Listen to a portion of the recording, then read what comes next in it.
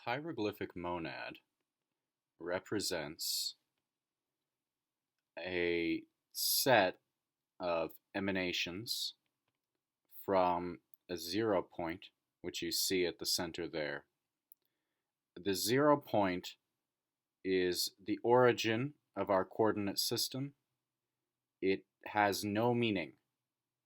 It is the meaningless singularity at the center of our system.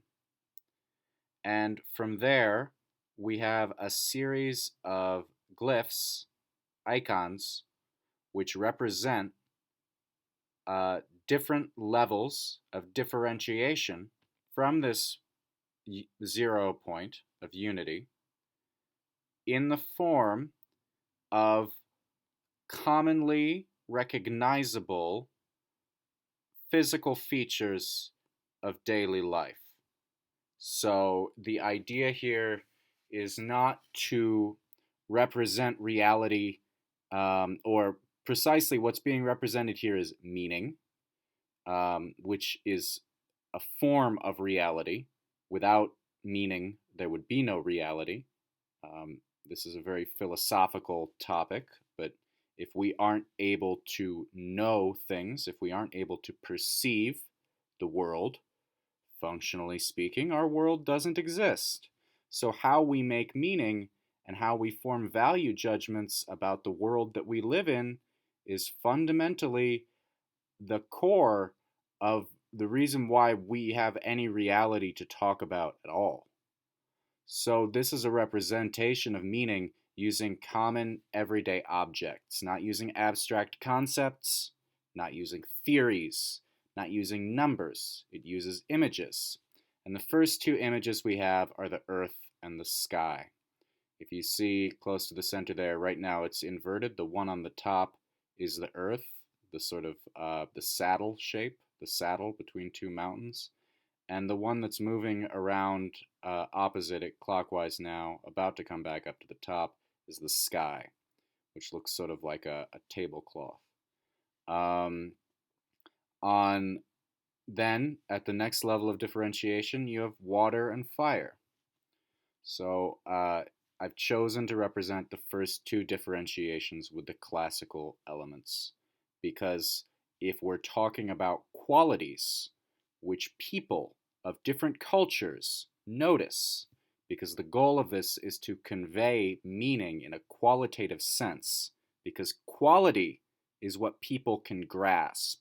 That's what's important in terms of communication, is the qualitative essence of what's being conveyed. Otherwise, you're not talking about anything at all.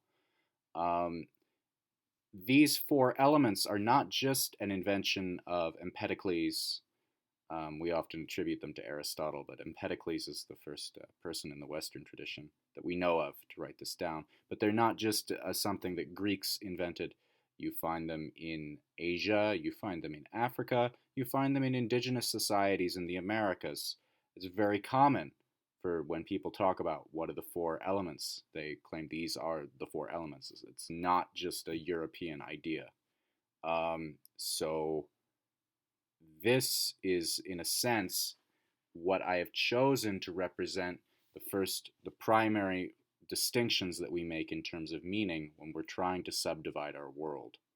And then after that, we have a set of four glyphs, which are sun and moon, wind and mountain, which also represent cosmic entities and natural features which generate our world.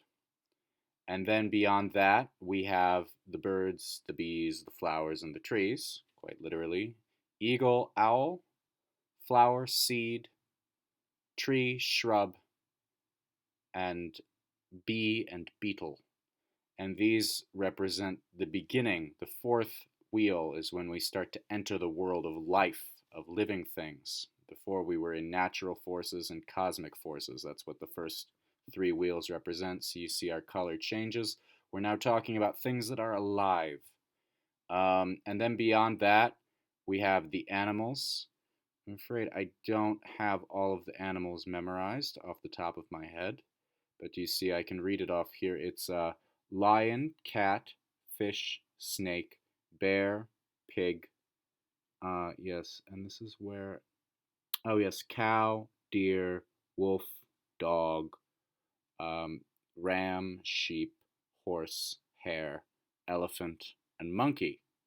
These are our animals that we have. So they represent, the animal world, and the animal world is something that, all children become obsessed with it at some time. It's a world that we all can relate to.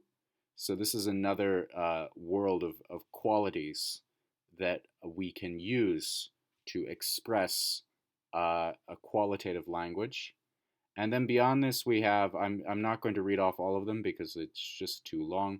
We have people doing things, and we have body parts. Some of them are, there are a couple of parts of the body that we tend to keep covered up, but we're all adults. I think we can admit that these things are there.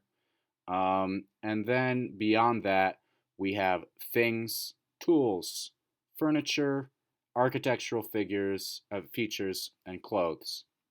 That's the seventh layer. So the seventh layer is the layer of things.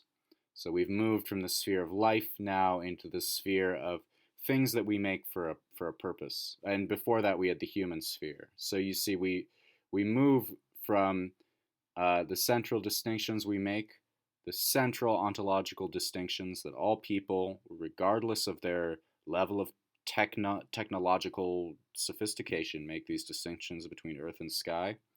And we move out from there uh, to cosmic forces, to basic forms of life, to animals, and to this human spheres, and then the sphere of the things. And the goal of this is not to be exhaustive. The point of this is not that every single animal is listed in the animal sphere. I mean, you think about how many animals are classified in the Linnaean system. I mean, we discover new species every week, and people, are editing the taxonomy and debating all these things. So you can't have an exhaustive list. That's not going to work. The point is to give a set of paradigms that are good to think with, as Claude Lévi-Strauss would say, and also that enable us to uh, basically give a prototype. There's a theory in semantic called prototype theory, which I won't go into, but we want to have um, a set of animals that are the most animal-like animal that we can use to describe all other animals. So if I want to talk about a lynx, maybe I'll use the symbol for a lion. It's not perfect, but you're going to understand what I'm talking about.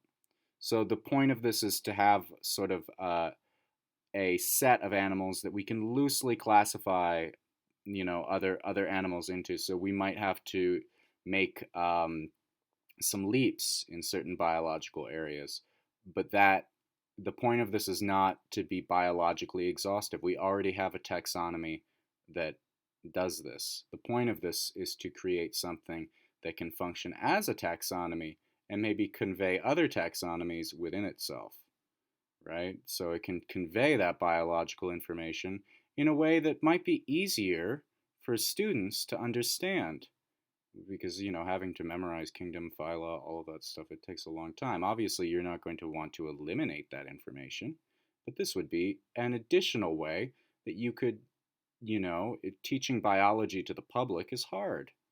Most people aren't going to memorize all of that, but that's okay. Not everyone has to be a biologist. We actually don't want everyone to be a biologist. That wouldn't be a great world. But this is a way that you could mediate between the world of the public and the world of biology. And likewise with the other spheres.